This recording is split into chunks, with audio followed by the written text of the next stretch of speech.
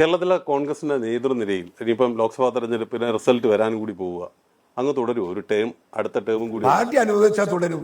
ഞാനല്ലല്ലോ ആകും തീരുമാനിക്കേണ്ടയാള്, അതെന്റെ പാർട്ടിയുടെ കേന്ദ്ര നേതൃത്വം തീരുമാനിക്കേണ്ടത്. അവരെന്ത് പറയുന്നു അത് അനുസരിച്ച് ഞാൻ മുൻപോട്ട് പോകും.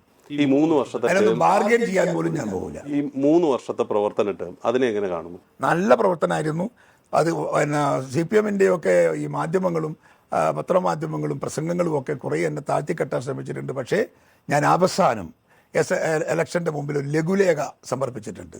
ആ ലഘുലേഖൻ്റെ കോപ്പി എടുത്ത് നിങ്ങളൊന്ന് വായിച്ചു നോക്കിയാൽ എൻ്റെ പ്രവർത്തനം എങ്ങനെയായിരുന്നു എന്ന് നിങ്ങൾക്ക് കാണാം.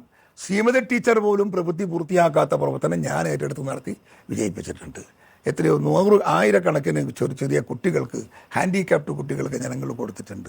സ്കൂളുകളിൽ എത്രയോ പാവപ്പെട്ട കുട്ടികൾ പഠിക്കുന്ന സ്കൂളുകളിൽ ഞാൻ ആംബുലൻസും വാനും കൊടുത്തിട്ടുണ്ട്.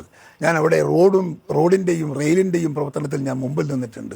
എയർപോർട്ടിനെ കാറ്റഗറി മാറ്റിയെടുക്കാനുള്ള ശ്രമം പരമാവധി മന്ത്രിയുമായി ഞാൻ തർക്കിച്ച് ചെയ്തിട്ടുണ്ട്. അതെല്ലാം റെക്കോർഡുണ്ട്. വെറുതെ സുധാകരൻ്റെ വീമ്പിളക്കലല്ല, റെക്കോർഡുണ്ട്.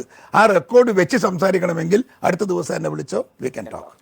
ഇത്തവണ ഏതെങ്കിലും മണ്ഡലത്തിൽ BJP-യുമായിട്ട് ഒരു കോംപ്രമൈസ് ഉണ്ടായിരുന്നു? BJP-യുമായിട്ട് കോംപ്രമൈസോ? ആരും ഞങ്ങളോ?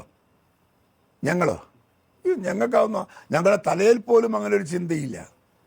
നമ്മുടെ തലയിൽ പോലും ഞങ്ങൾ കാർക്കിച്ച് തുപ്പുന്നത് വീണ്ടും നക്കിത്തുടിക്കാനൊന്നും ഞങ്ങളില്ലല്ലോ. ഞങ്ങൾക്ക് ഞങ്ങളേതായ അന്തസ്സും അഭിമാനവും ആഭിജാത്യവും ഒക്കെ ഉണ്ട്. ഞങ്ങൾ പറഞ്ഞാൽ പറഞ്ഞത് ചെയ്യും. ചെയ്തത് തിരുത്താൻ ഞങ്ങൾ ഇതൊന്നും ഇപ്പണിയൊന്നും ഞങ്ങൾ എടുക്കൂല.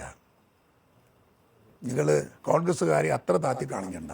ഈ 3 വർഷത്തെ KPCC അധ്യക്ഷൻ എന്ന രീതിയിലുള്ള പ്രവർത്തനം എങ്ങനെയാണ്? നന്നായിരുന്നു. നിങ്ങൾ എൻ്റെ പെർഫോമൻസ് നോക്കിയാൽ മതി. പിന്നെ എല്ലാവരെയും സംതൃപ്തരാക്കി പോകാനൊന്നും ദൈവത്തിന് പോലും സാധിക്കില്ല.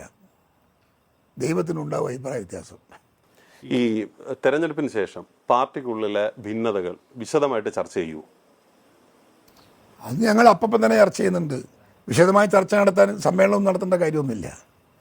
വാർഷിക സമ്മേളനം നടത്തിയിട്ട് ഈ അഭിപ്രായ വിശ്വാസങ്ങൾ തീർക്കാനുള്ള വാർഷിക സമ്മേളനം അതൊന്നുമില്ല. ഞങ്ങൾ പ്രശ്നം ഉണ്ടാകുമ്പോൾ ആ പ്രശ്നം പാർട്ടിയുടെ പ്രവർത്തനത്തിന് തടസ്സമാകുന്നു എന്ന് വന്നാൽ ഞങ്ങൾ അപ്പോൾ എല്ലാവരെയും വിളിച്ചിരുത്തി ഞങ്ങളത് സംസാരിച്ച് നമ്മളത് ചോക്കൗട്ട് ചെയ്യും.